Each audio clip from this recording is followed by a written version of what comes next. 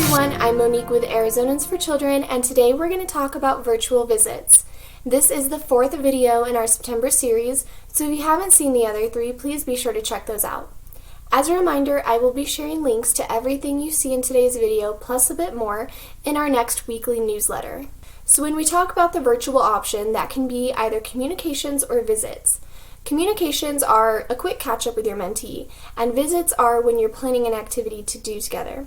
Virtual communications are great, but please remember that planning an activity and doing something together is how you're really going to build that bond with your mentee. So you want to try to do that at least twice a month. Before we get into the activity ideas, I want to talk about a few tips for anyone who might be having trouble with virtual visits.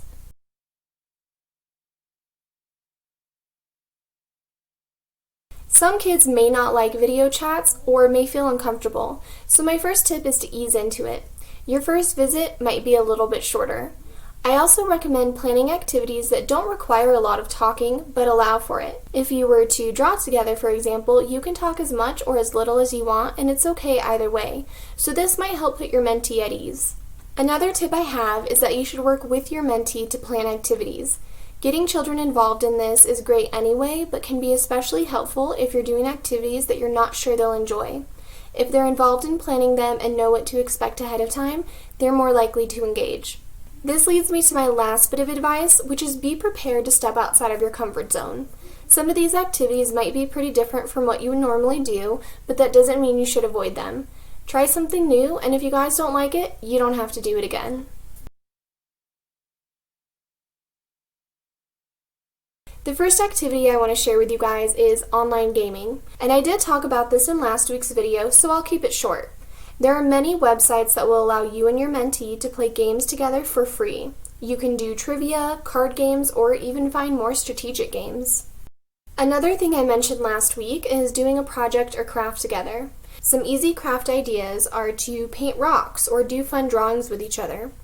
You can even write down some drawing ideas and randomly pick one to make it into a fun challenge. This can be a little bit tough because it requires you and your mentee to have the same supplies, but there are many things you can do with very common items. Projects can be a really fun way to learn new things. You could try making a DIY lava lamp or do a fun experiment using random household items. Online classes are definitely becoming more popular, and there's quite a few that you can do for free. You and your mentee could learn karate or watch awesome videos from the Arizona Science Center. Geek Squad Academy has great tech lessons, and you can check out Crash Course Kids on YouTube to learn about a variety of subjects. I hope you guys found at least one idea that will work for you, or that this video inspires you to come up with some other ideas. As I said, I know these might be a little bit different than what you normally do, but planning activities will really build that bond with your mentee so much more than just talking. So I encourage you to jump in and try something out. I will be posting 2 more videos next week. If you have any ideas, please be sure to share them. Thank you guys so much for watching, and I'll see you in the next video.